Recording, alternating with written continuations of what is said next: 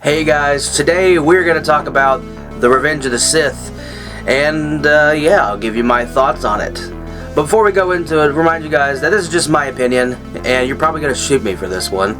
But yeah, without further ado, let's get into it. Remind you there are spoilers ahead, for there's another almost 20-year-old movie, so you've been warned. Starting off with the positives, I'd like to say this movie, right away, after you get the opening crawl and everything, you get a cool action scene when you have Obi-Wan Kenobi and Anakin. They're flying their ships through this war zone, essentially. And it's a nice scene. It's much better effects, although still kind of shitty. Very fake looking. The effects have gotten a little bit better. We get the scene, they're trying to find the Chancellor and everything, and he fucking kills Dooku. That's a big deal. Played by the great Christopher Lee. And this is where we see the Palpatine become more of a bad guy, because he's like, kill him. He's like, it's like telling him to kill him, because usually he's supposed to stand trial.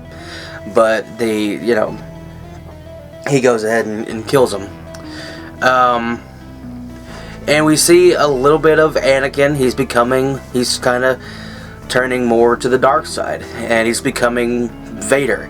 We see that over a little bit of the movie. Over the course of the movie. We get a lot of cool lightsaber scenes. You have the very cool scenes with General Grievous, and the ones with. Although, I guess Ian McDiarmid didn't train, with swords. What's his name? Christopher Lee, I'm pretty sure he, served in the military, and he's had training with swords and stuff like that. And so I'm pretty sure he's had training with it, but I don't think Ian McDiarmid, did. And so, he's a little silly with the sword, he's like, rah, rah. It's just kind of funny to see him with a lightsaber. Gets an awesome scene with Yoda, him fighting Yoda.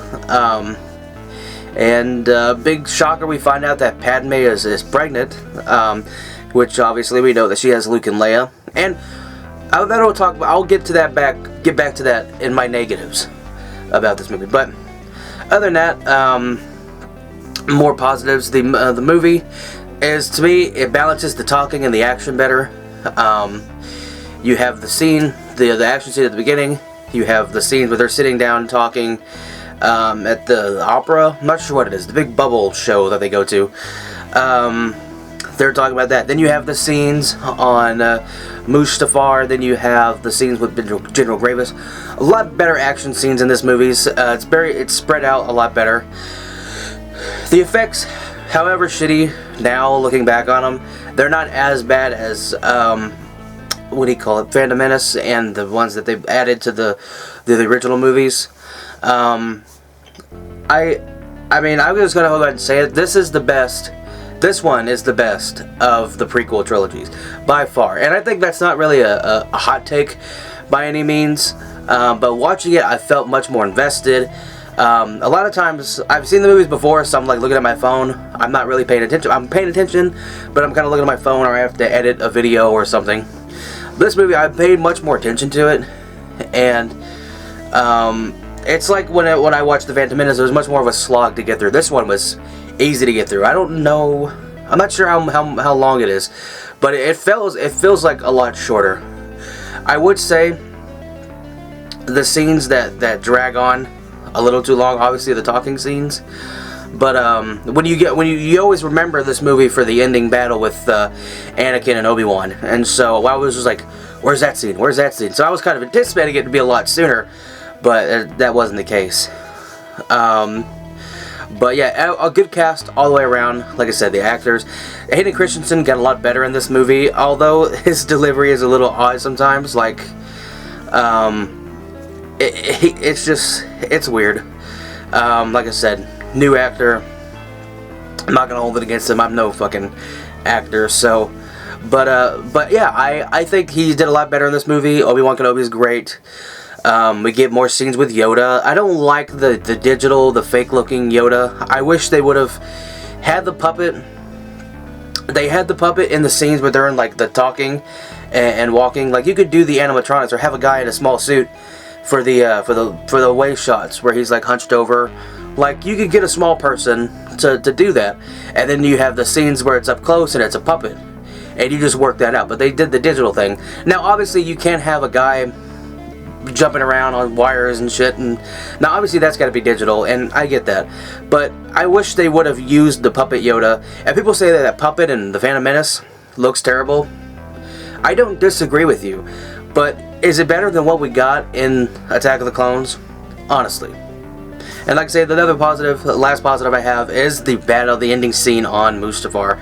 You see Anakin, you see him go from like, we're gonna start a family, we're gonna be live through the Jedi, and Padme's trying to get him away, and we see his turn. He's fully to the dark side now, and I really like the yellow eyes when they're evil. They have the yellow red eyes, and that's kind of cool. But then he delivers the funny lines, and you know the ones I'm talking about. But I think that's a cool scene. You have them a lot of good lightsaber stuff in this movie, and that's the kind of stuff that I want to see. I want to see a lot of lightsaber battles, action. I do want the stuff that's like exposition, but I don't want to have 30 minutes of a talking scene and then a 2-minute action scene, or like 30 minutes in a boardroom or in a circle where they're talking about trade deals, and then a 5-minute scene where he's fighting Darth Maul. It's like, oh, that's fucking cool. We're gonna cut away from that now. Alright, now my positives with this movie, I'm going to start off with the first one. I go back to what I was talking about with Padme delivers the babies, right? So Luke and Leia, obviously. And we get Leia, she goes with the guy, was it Senator Organa? I think that's his name, I can't remember. He goes with him. She becomes royalty. She becomes a princess. She's pampered. She's, I would say spoiled, but she's very much in the royalty. Luke gets fucked in this movie because they's like, oh yeah, we're gonna send her to they're gonna be spread apart. Okay, that's a good sentiment. We're gonna leave him in the fucking desert where there's killer sand people, and it's hot. It's like somebody got fucked on that deal, and I don't care what you think. I think Luke is the victim in this scene. It's like she's always talking about him, and it's like you were pampered for your whole life, and then he's stuck on this sand. He's having to do fucking manual labor for all the way up until his teenage years, and then his family dies. I guess her family dies too, I think. And he lives on a sun planet where there's 2 suns. It's like he gets fucked. Like, Luke is the real victim. I don't care about Leia. But no, I pointed out, I was like, wait a minute, she's gonna be a princess and he's gonna be poor. He's gonna be on a dirt farm, essentially, or moisture farm, whatever. But yeah, that's my first negative about the movie. Second negative, really, like I said, I mentioned before, the dialogue. There are some good scenes, like you have the scene Obi-Wan Kenobi. He's like, "You were the chosen one, Anakin."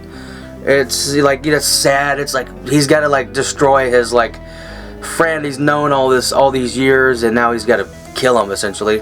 Hayden Christensen, oh god, just delivers some bangers of dialogue, and it's really my main negative about this movie is just the lack of direction. George Lucas, like, he can direct some great movies, like he can direct and shoot some amazing movies. But that's why he had other directors come in for the later movies. Those are the ones that everybody liked. People like the original Star Wars, but everybody really likes the sequels. Yeah, it's another one of those George Lucas things. The dialogue is just awkward. But yeah, I think this movie comes in at a B+. Like, I really do like this movie, despite its flaws and everything. It's a fun, entertaining, engaging Star Wars movie. Yeah, the effects are dated and some of the dialogue is kind of iffy, but it's much more entertaining. if you're gonna go watch a popcorn action sci-fi movie, I'm gonna go see this over The Phantom Menace. I'm gonna go see this over a new Star Trek movie. This is much more entertaining. Now that we have the updated effects and everything, that wouldn't be a problem if you just update the effects. But yeah, I think George Lucas should have did a couple more takes with Hayden Christensen, or at least that's what I believe.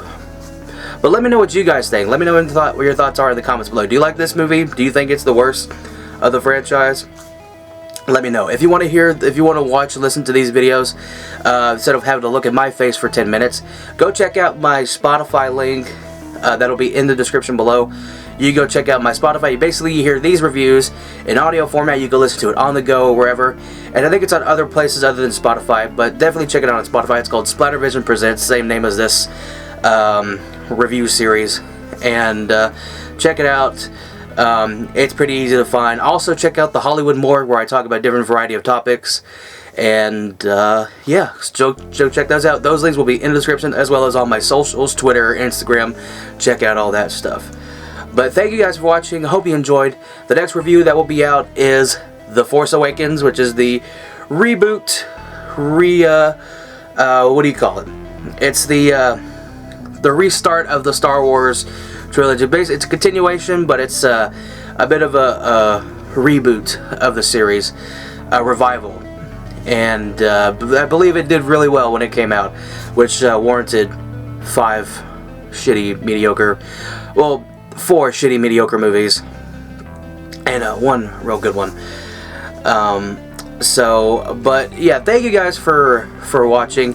Hope you enjoyed the video, and I'll see you in the next one. Bye.